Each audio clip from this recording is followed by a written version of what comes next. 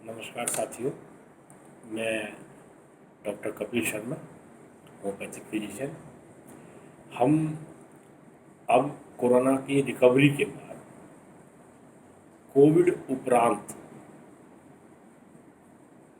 जो बीमारियां हैं उनको सामना कर रहे हैं, जिसमें ब्लैक फंगस और वाइट फंगस मुख्य हैं। जो ब्लैक फंगस है वो कोई नई बीमारी नहीं है। ये म्यूकोर फंगस के नाम से के नामक फंगस से होती है, जिसको म्यूकोर माइकोसिस कहते हैं। और वाइट फंगस कैंडिडा और एस्परजिलोसिस नामक फंगस से होती हैं।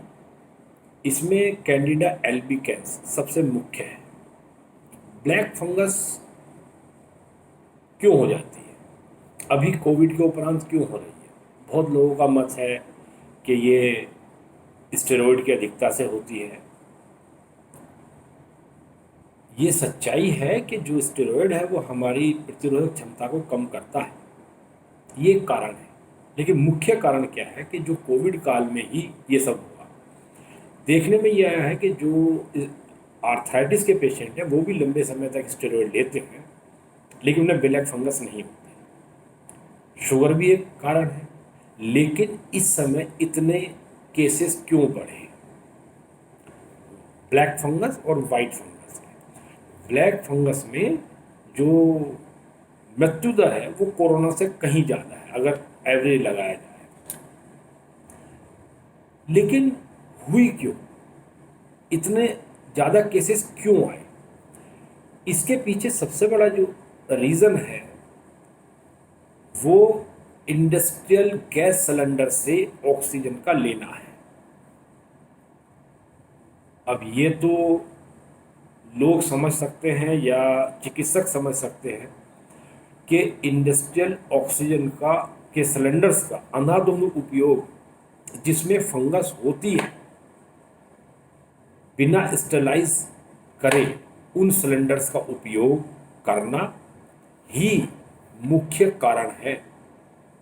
अगर हमको फंगस लगती भी आम जीवन में तो हमारी प्रतिरोधक क्षमता उसको दूर कर देती है।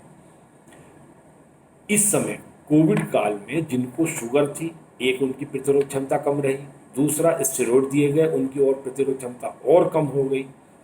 दूसरा, फंगस आई कहाँ से? फंगस हमारा शरीर थोड़ी ना पैदा करता है, बाहर से आई। लेकिन उस जो हमारी प्रतिरोधक क्षमता थी उसको समाप्त नहीं कर पाए, उसको रोक नहीं पाए, तो हम ब्लैक फंगस से पीड़ित हो रहे हैं या वाइट फंगस से पीड़ित हो रहे हैं।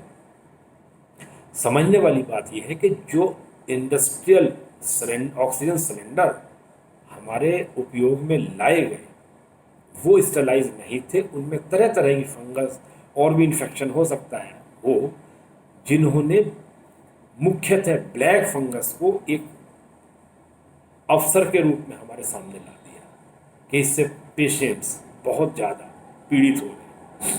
अब आता है, लोग कहते हैं कि भाई इनको तो शुगर भी नहीं थी, इनको स्टेरॉइड बड़ी सही मात्रा में दिया गया, इनको फिर भी फंगस हो गई। फंगस उन्हीं लोगों को हुई है जिनको ऑक्सीजन दी गई है, विशेष रूप से, मुख्यतः रूप से या केवल इंडस्ट्रियल ऑक्सीजन सिलेंडर से। एक तो बात रही है। दूसरा, कोविड के पश्चात 12 से 15 दिन तक के बाद भी ब्लैक फंगस के केसेस आ रहे हैं। पेशेंट रिकवरी होने के, कोविड से पूरी तरह निपटने के बाद घर पहुंचा है, ठीक रूटीन में आ गया, उसके 7 दिन बाद, 10 दिन बाद उसको सिम्टम्स आए। अब ब्लैक फंगस के सिम्टम्स क्या है?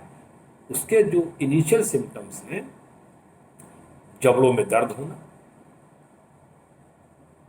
गले में दर्द होना, आंखों में दर्द होना, देखने में परेशानी करना और सिर में दर्द होना। ये मुख्य आरंभिक लक्षण है जिनकी आप ईएनटी ऑथोलॉजी वाले डॉक्टर के पास या अपने पारिवारिक चिकित्सक के पास जा करके अपना निरीक्षण करा करके इसका आप निदान पा सकते हैं। इसको बिल्कुल भी हल्के में ना लें। जैसे ही आपको आरंभिक लक्षण लगते हैं तुरंत करें।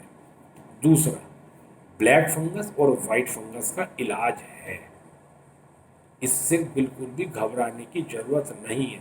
जरूरत है तो समय रहते उसके निदान होने की, पता लगे कि हाँ आरंभिक में हो जाए तब भी है। अभी तक ये माना जाता है कि जो ब्लैक फंगस है वो केवल नाक में, गले में, आँख में और दिमाग में असर कर रही है, लेकिन ये आंतों में भी जा रही है। अगर किसी भी पेशेंट्स को, किसी भी कोविड वाले मरीज को ठीक होने के बाद दस्त और काली लैट्रिन, अगर काला मल, ब्लैक लैट्रिन आ रही है तो तुरंत अपने पारिवारिक चिकित्सक से तुरंत अपने परीक्षण कराएं, जिससे उसका इलाज हो सके। केवल यही कहना चाहता हूँ, जिन लोगों ने भी ऑक्सीजन ली है, विशेष रूप से घर पर जिन्होंने ऑक्सीजन ली है, हॉस्पिटल में ली है और वहाँ पर इंडस्ट्रियल सिलेंडर, ऑक्सीजन सिलेंडर का उपयोग हुआ है, वो निश्चित रूप से अपने को सचेत रखें, सावधान रहें, ठीक, और अपने स्वास्थ्य का ध्यान रखें। कोई भी ऐसा लक्षण आता है तो तुरंत चिकित्सक की सलाह लें और अपना इलाज करें। आशा है आप स्वस्थ रहेंगे और अपना ध्यान रखते हुए इस ब्लैक फंगस से और वाइट फंगस से लड़ते हुए स्वस्थ होंगे। धन्यवाद।